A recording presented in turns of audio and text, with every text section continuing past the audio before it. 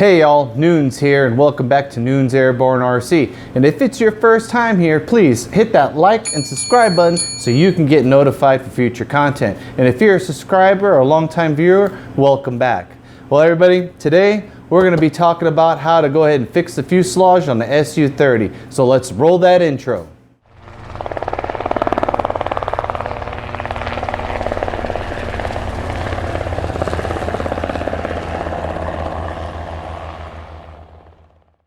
Get some! Welcome back everybody.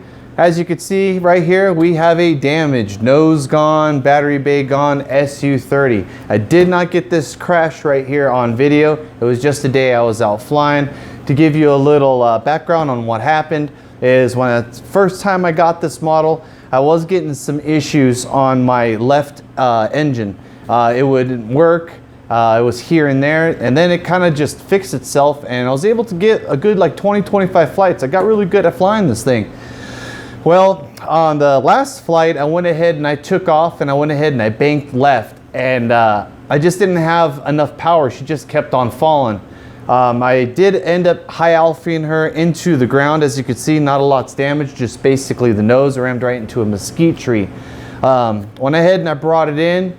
Yeah, that little bug came back. Left engine completely inop. One of the ESCs went ahead and fried out. I did not have enough power to bring her in, so she just went down. At that time, there was no more replacement fuselages, so I did order one. It was $139 plus shipping from Horizon Hobby. And I just slowly just sat there in the corner until I can get the replacement fuselage. And as you guys can see, it came in, and we're gonna go ahead and get this thing fixed. Before I start, I want to give a big shout out to Dave Snyder. You know who you are, man. He came through me in a pinch.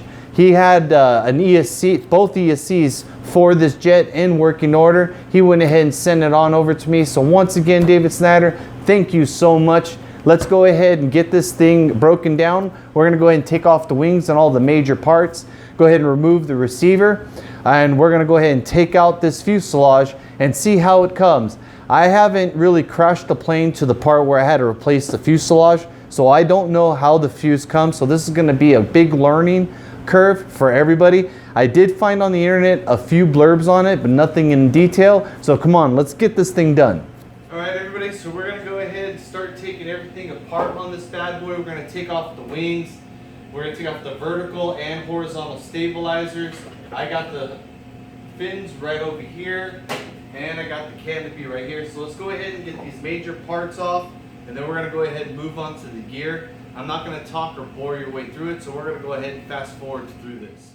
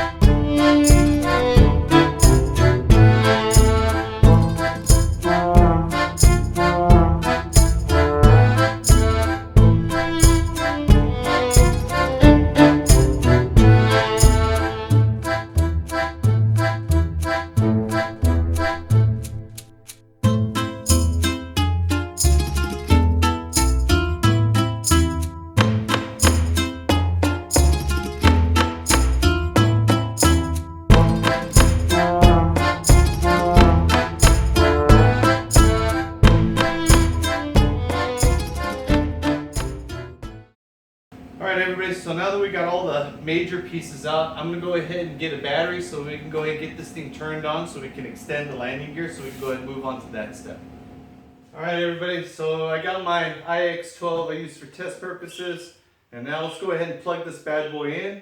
Keep it right side up so the receiver can go ahead and initialize.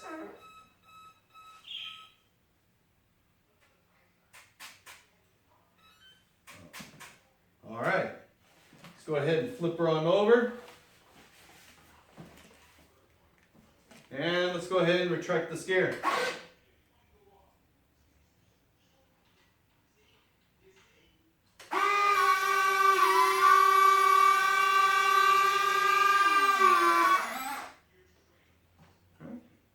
Try that one more time, make sure the gear's working the way that it's supposed to.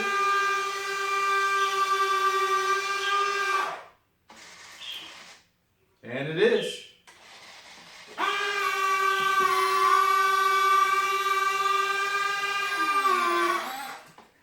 Alright, I'm going to go ahead and unplug it, and we don't need the battery no more. And now we're going to go ahead and we're going to remove the gear, because I know we're going to have to remove the gear. I don't know if the other fuselage comes with the doors and all the little tidbits, but that's what we're here to learn. So now we're going to go ahead and just remove the main gear and go ahead and remove the engines, the motors out in the back. But before we do that, I will show you exactly what I mean by how the engines did not run. So everybody, I have the rear of the plane right here and have a light shining through this inlet right here. So I'm going to go ahead and turn it on to idle. And as you can see, the left engine is working. And then we'll move it to the right. Make sure you guys can see this before I say anything. You can see that the right one is not. So we know we have a busted ESC or even possibly a fried motor. So let's go ahead and rip this thing apart. Alright everybody, what I went ahead and I did off the camera is I went ahead and I took the two covers off, 4 screws, removed the motor, removed the plate that holds the 2 ESCs in with 6 screws, and you have this little plate that's right here that covers all the wiring. So I just grabbed that and I yanked that bad boy off. Here's a little counterweight on the jet because it would be too nose heavy otherwise. So what we're going to go ahead and do now is we're going to go ahead and flip this thing over. And we're going to run it as it is now, and we already know that this is the motor right here that's not working, and this is the one that is. Then I'm going to reverse it. I'm going to put this one on this side and make sure that it is the ESC and not the motor.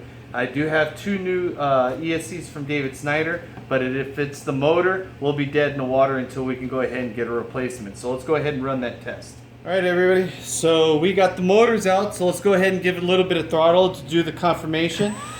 As you can see, that's the one that's working. This is the one that's not. So let's go ahead and put this motor on that side and see what we got.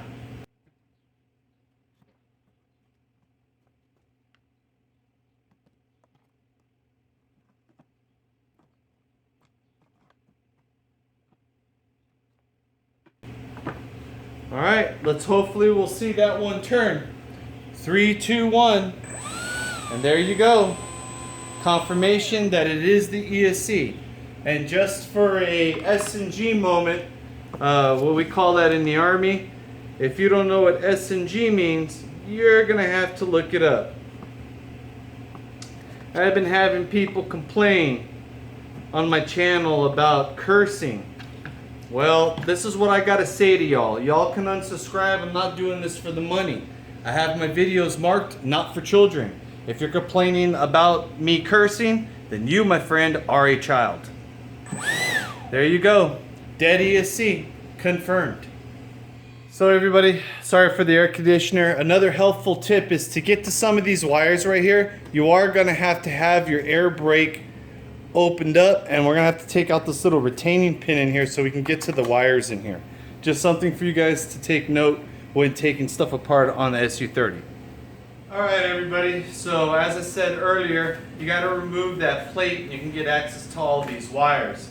Now I went ahead and I removed all the big stuff. I removed the landing gear, I removed the ESCs, the BEC, I removed the receiver, and we're pretty much just left with the shell I did leave the retract doors. I did go ahead and leave those on. I don't know if the other ones come with it or not. I did leave all the servos in there. For those, I like to replace those. Take one, put it in the other. That way I don't get stuff confused and get stuff reversed. It just makes stuff very simple. But all the major components went ahead and took it out. And I'm going to go ahead and show you how I store those components. And I'm going to show you another little helpful tip that'll save you a world of headache. Alright everybody, I'm holding it so hopefully it's steady. What I like to do is I like to keep my components separate. As you can see, I got the wings here, the wing screws there. I got the motors there, I got the motor screws there. And let's go ahead and pan around over here. I got my elevators and I got the rudders with the servos, with the screws right there. That way I'm not getting anything all messed up. So let's go back over here. And as you can see, I like to bag stuff up. I like to put all the screws in the gear in one bag. I got the receiver plate and the screws in another. I got, these are the little facade pieces for the rear gear with the screws. I got the Ys in here. And I got the other electronic components over here. That way, I don't have to sit here and work on it one day. I got a 5-year-old, he likes to get into stuff. And stuff will come up missing. If you're a parent, you know exactly what you mean. So let me show you a helpful tip on the gear sequencer for the SU30. Alright guys, so for the gear sequencer, this right here is basically for the gear. And these are your outlets. Now none of these are labeled. So as you guys, this right here is for the light assembly. It was just easier for me to cut it and resolder it back on. But as you can see, this one's for the main gear, and I wrote main on there. I don't know if you guys can see that very well. That right there is for the nose. And then we have right here another one for the main. These guys right here are for your doors. So what I went ahead and I did is I labeled the ones that which are for the main doors and the nose door, and which one are for the gear. That way there's no guessing when the time comes to put it together. And there's your little helpful tip for the day. Well everybody, we went ahead and finished stripping her down. I did leave the wires and the servos in there. Another helpful tip is I like to go ahead and take the servos out one by one. That way I don't have them all out and I end up putting the aileron on the rudder and yada yada and then have to end up taking it apart. We're going to go ahead and the next episode coming soon is we're going to go ahead and take this thing apart and dissect it. On the internet I found misleading information on it. Some people say that the wires were pre-ran, some other people say that it wasn't pre-ran. So we're going to go ahead and find out together, so stay tuned. Noon's out.